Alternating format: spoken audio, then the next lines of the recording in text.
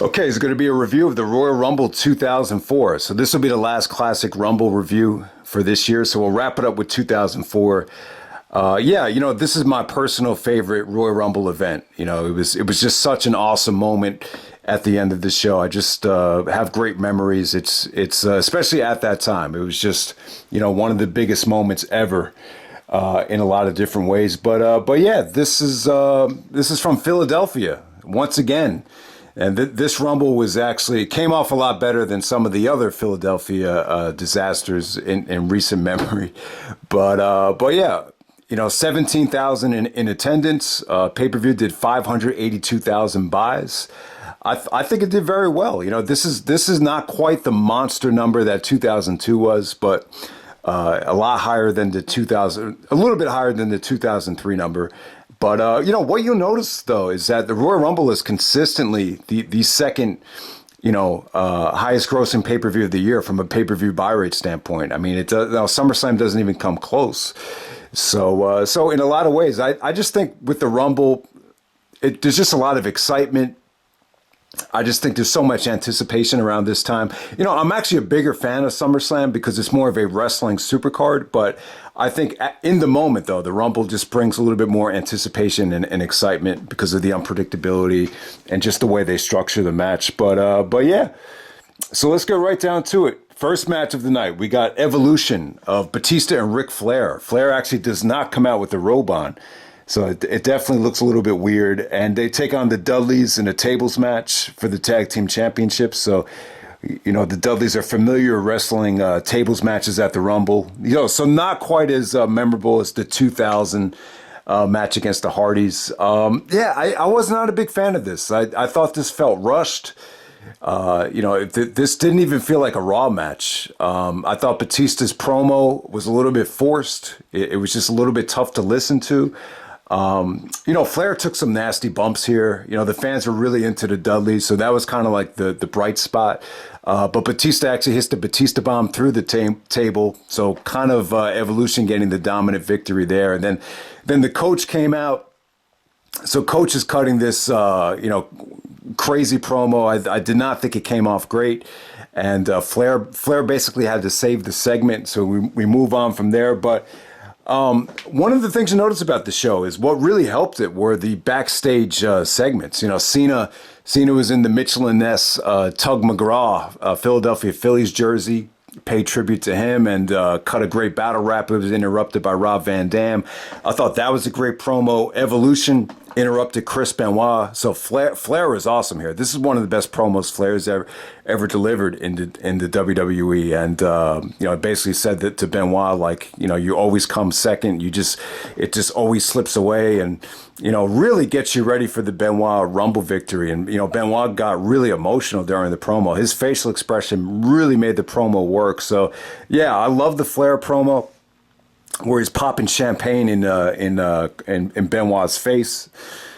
So that came off great. There was also a Brock Lesnar and Goldberg segment, which really got you pumped for the WrestleMania 20 main event. Where the highlight of it is this, Goldberg goes like, "Are you done putting yourself over, Brock?" And Brock is like, "No, I'm not." So I like this promo. Like it really looked like Brock was really finding his groove in terms of mic work. So it's just a shame that he left the company a couple months later. But yeah, that got you ready for Brock and Goldberg. So yeah, I just wanted to mention the backstage promos now before I forgot about them. I thought they were all really good, and they made you excited for WrestleMania, each and every one of them.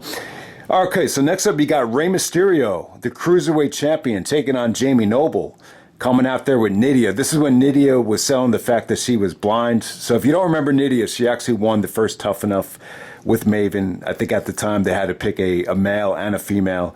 So that's how it works. So she was with Jamie Noble for like almost 2 years at this point. So they're finally starting to split away here. Very, very short. This is not the best Mysterio Noble match. It might have been the worst one.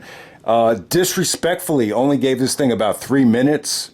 The match ends when Nydia accidentally, or so we thought, trips Jamie Noble. Then Mysterio hits the 619, the West Coast pop to get the victory. Yeah, I just thought the overall reaction for Mysterio, it was just a little bit underwhelming. And this is another example where it just kind of felt like maybe the fans really weren't that glued into SmackDown at the time. Okay, so next up we got Eddie Guerrero versus Chavo Guerrero with Chavo Guerrero Sr. So they have their blow-off match at the Royal Rumble. It definitely seemed like, this might have, played until WrestleMania. This is a huge storyline. The Chavo Guerrero basically blames Eddie for them losing the tag team titles to the Bashams. And, Chavo starts cutting these promos where, how would you feel if you worked your whole life only to be held down by your own family? So in some ways, this feud with Chavo, it really got Eddie over with the fans. The fans really just sympathized with Eddie.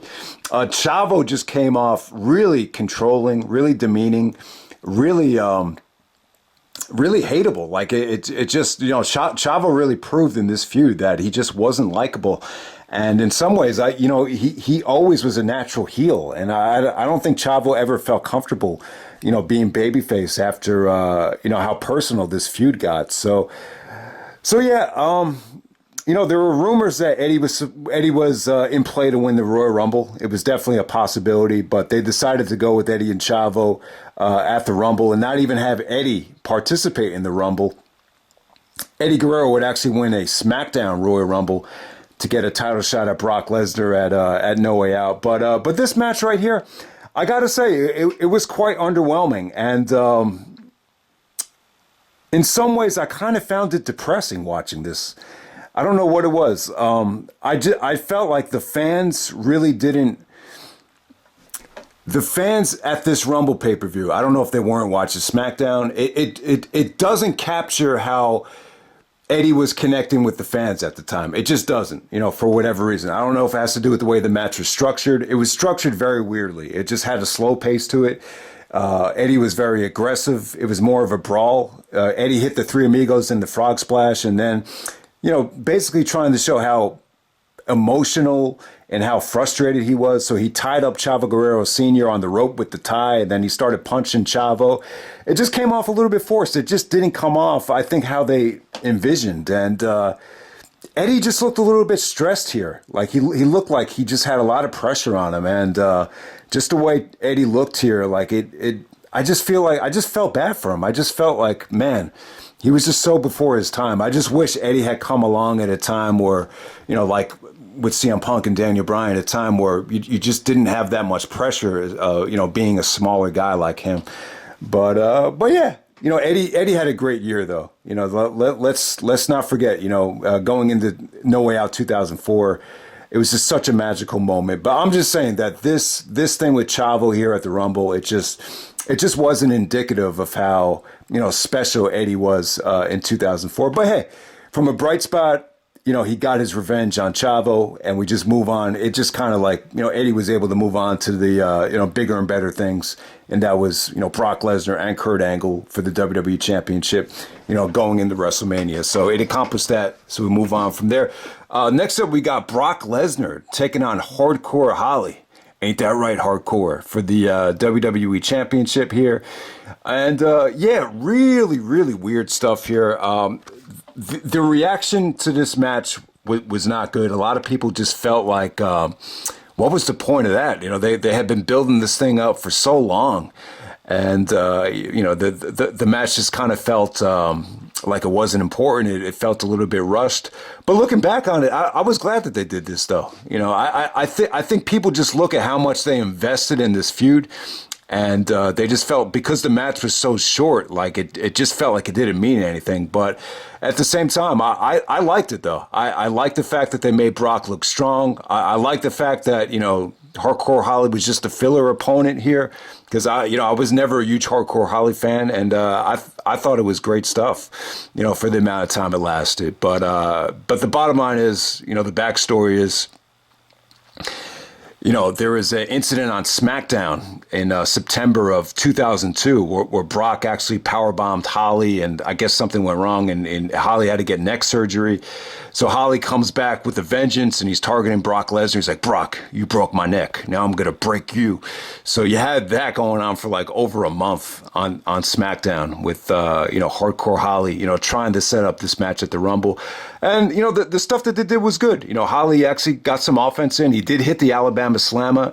He actually hit the full, he was trying to lock in the full Nelson submission, the master lock, whatever you want to call it. And Brock has some really creative counters for it. He actually used the top rope to break it. And then he used an amateur wrestling takedown to counter. I thought that came off really sweet. And the transition into the F5, beautiful. The crowd popped for that F5 and made Brock look like a strong champion. So at this point, there were really no rumblings of, Brock being unhappy, wanting to leave the company. That stuff didn't start happening until you get to after No Way Out. So yeah, things are pretty much set in stone where Brock was going to take on Goldberg, get the clean victory, and we go from there. Okay, so next up we got Triple H, the World Heavyweight Champion, taking on Shawn Michaels. This is actually a last man standing match. Awesome stuff. All right, there's a lot to talk about here in terms of the history. So the video package here is great. They use kind of the same music that they used for the Kurt Angle return at Vengeance 2003, where they show Angle getting the neck surgery. It worked. That song even worked. The instrumental, it's more of an instrumental. It just worked really well here, where they're talking about the bumpy road that Triple H and Shawn Michaels had. They show the history, and it was beautiful because it was kind of like a rematch of two matches. It was kind of like the rematch to the SummerSlam match, and it's also the rematch to the classic that they just had on Raw, where Michaels was actually able to get the pinfall, but Bischoff actually reversed the decision because the way Michaels pinned him, Michaels basically pinned himself because he didn't fully cover Triple H. If you saw the match that Shawn had with Batista at Armageddon, Shawn actually pinned him the same exact way to kind of get the fans used to that type of pinfall to get the reaction. And that came off great because you had just seen the match with Batista. So in the match with Triple H, like it was almost the exact same way he pinned him. So everybody bought it. And then when Bischoff reversed the decision, it drove that place mad in San Antonio, Shawn Michaels' hometown. So yeah, and they touched on some great things in the feud. They talked about, Triple H was great here because he explained why he hated Shawn so much, about how Shawn never respected him and always treated him like an underling. And I just thought it was great stuff. And they used the sledgehammer spot from SummerSlam. He's like, you proved that you were better than me that night, but who left the ring? The last man standing. And it was Triple H. So that beautifully sets up the last man standing match here. So yeah, this match was, I thought it was good. I think this is where the feud should have ended. But from a one-on-one standpoint, I would say this is besides the SummerSlam match and the match that they had just had on Raw on December 29th, 2003, I would say this is the third best Triple H and Shawn Michaels match.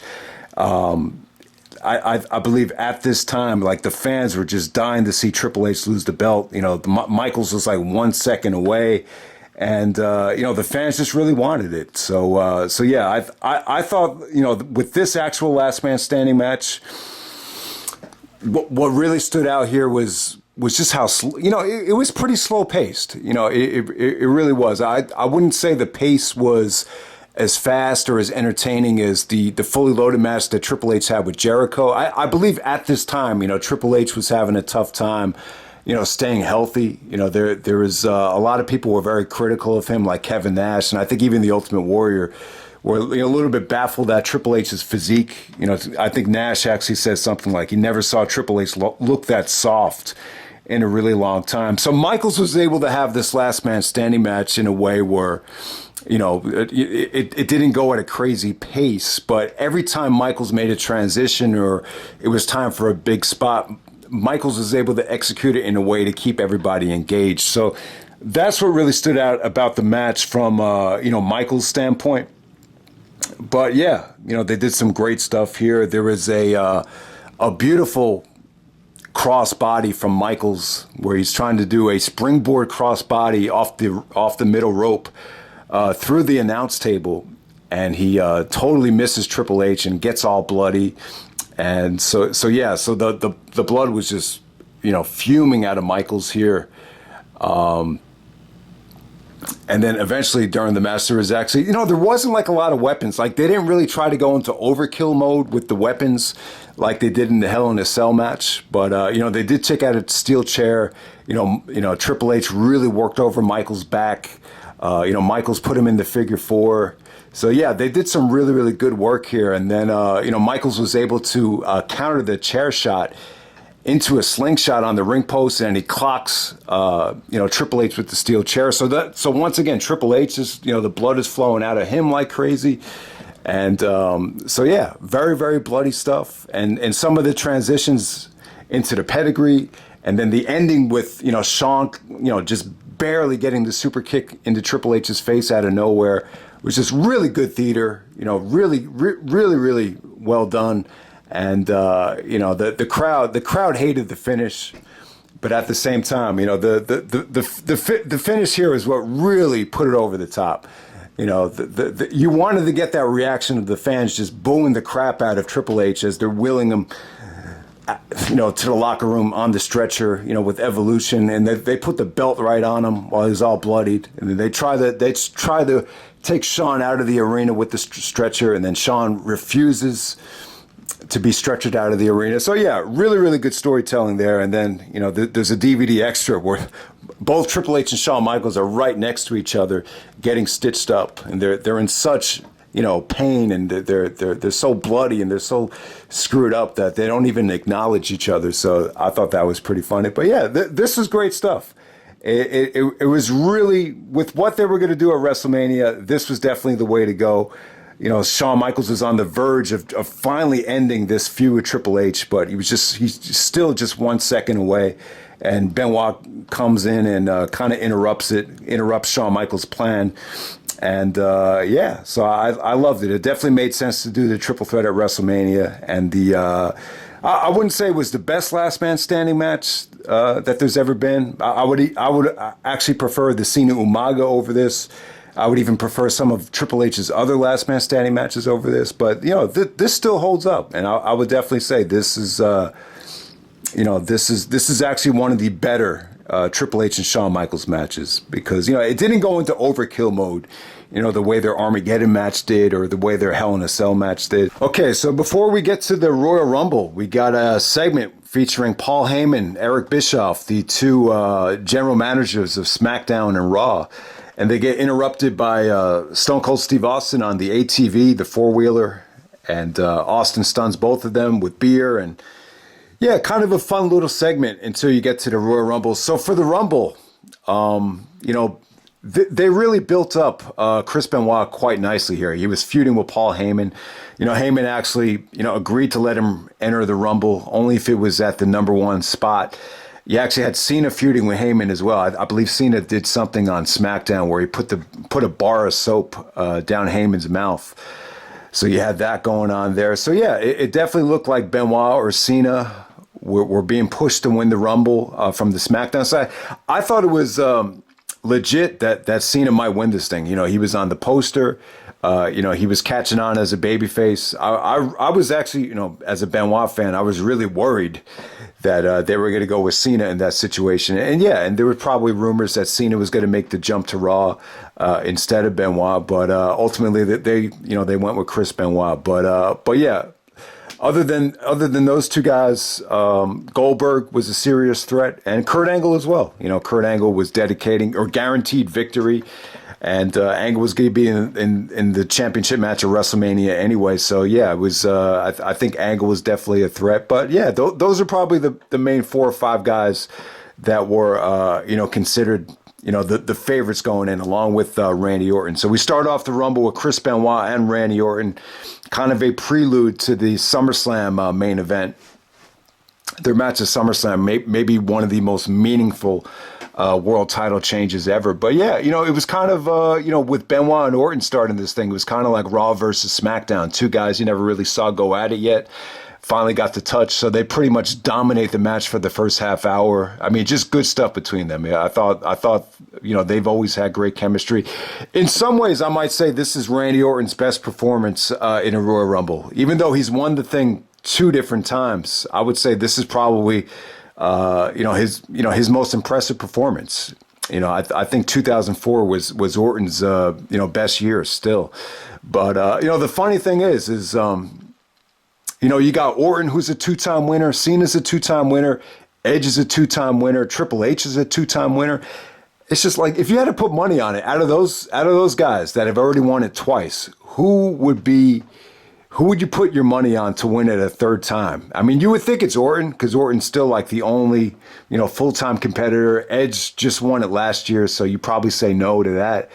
But yeah, I think, you might be able to say Cena. Obviously Hogan and Michaels, you can't really, they're probably, out of it at this point. But yeah, or obviously, but yeah, I think you probably have to put your money on Randy Orton or Cena to win it the third time.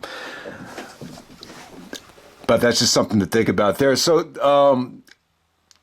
at the beginning of this Rumble, what really stood out here was actually Bradshaw's entrance. So Bradshaw comes out. It actually looks like JBL with the APA ring attire.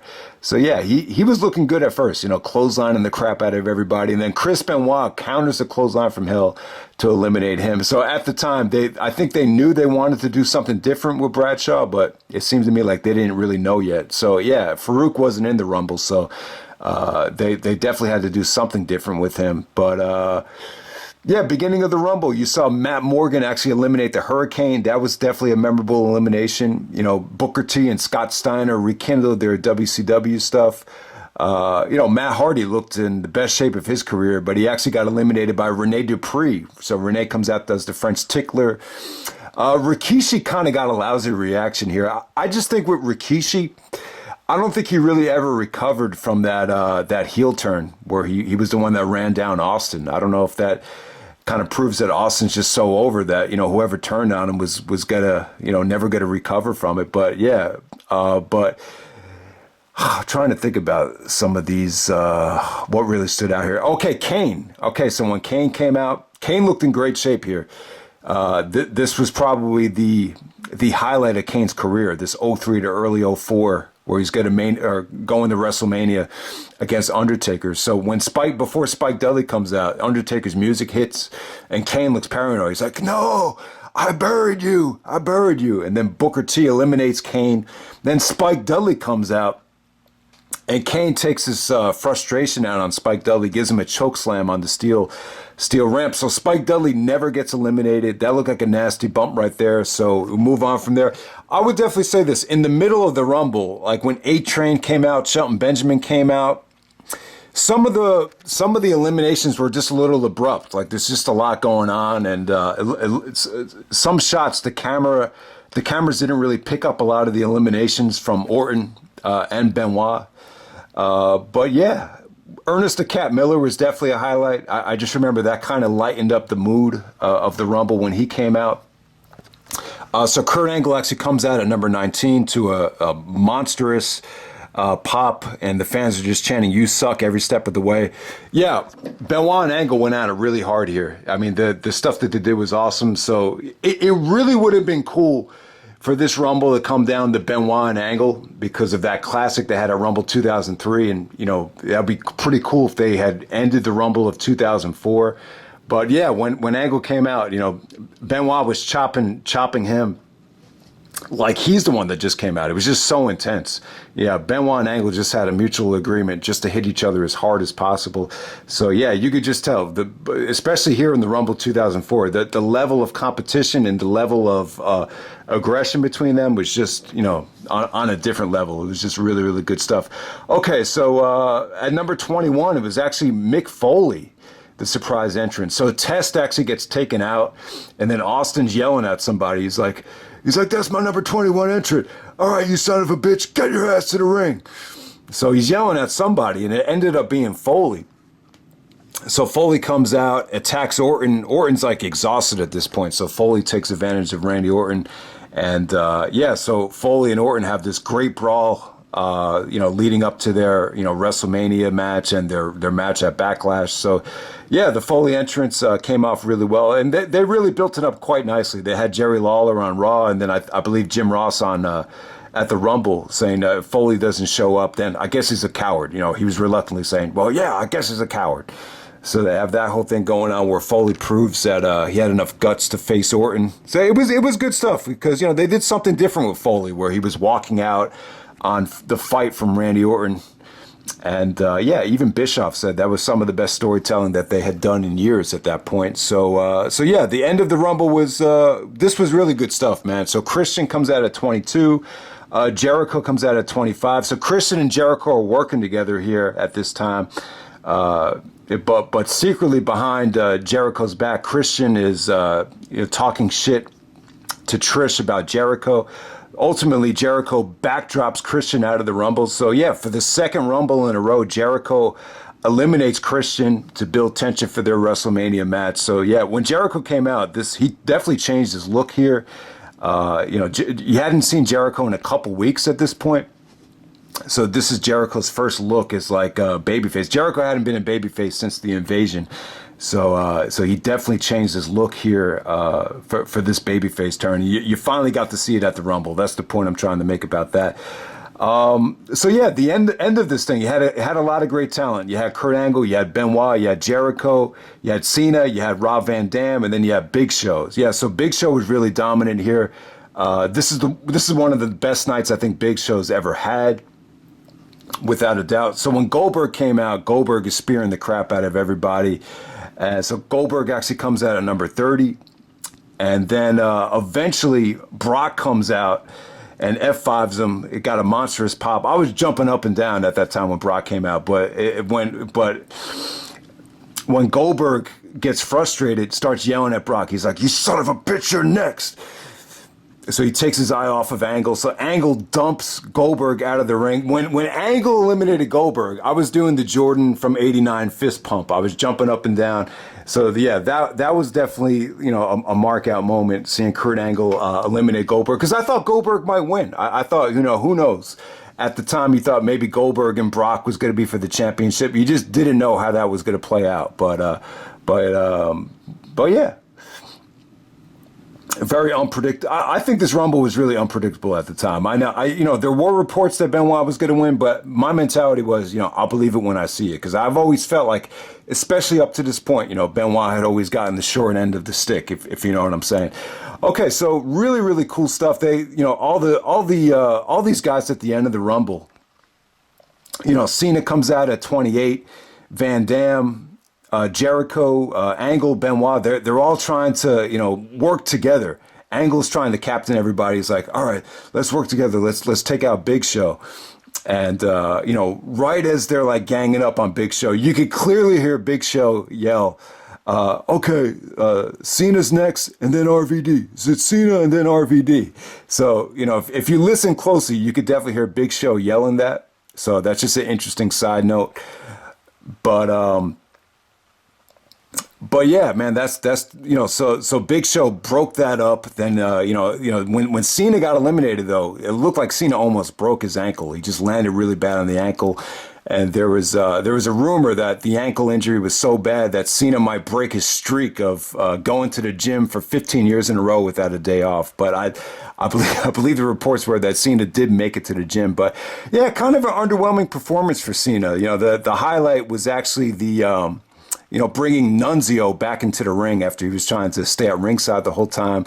And they did this really cool spot where everyone was taking their turns on Big Show. You know, Van Dam hit the frog splash, Jericho hit the lion salt, Benoit did the flying headbutt, and then Cena did the five knuckle shuffle. So that was pretty cool. But yeah, not really the memorable performance for Cena here. You know, this is a really bad injury. I think, you know, it was a really nasty ankle sprain.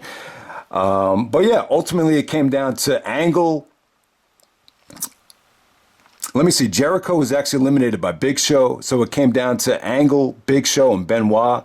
And like I was saying, guys, it would have been really cool to see Angle and Benoit be the last two guys. But my take on it is, you know, you could really utilize Big Show great in this role to really put over somebody to the maximum level. And I'll be completely honest with you. I'm not trying to be biased here, so I'll give you my honest thoughts. There was really nobody that was really monstrously over. Like you had like a lot of different guys that could have won this thing, with the last 6 or 7 guys in this match. But there wasn't like that Daniel Bryan overwhelming type of favorite. Like Benoit had to earn every single penny here. Like that's just how it came off. But yeah, ultimately, Big Show actually counters an ankle lock from Angle. I don't really think the ankle lock made sense, but I guess he was just trying to weaken Big Show. But Big Show actually counters the ankle lock and is able to get Angle out of the ring over the top rope.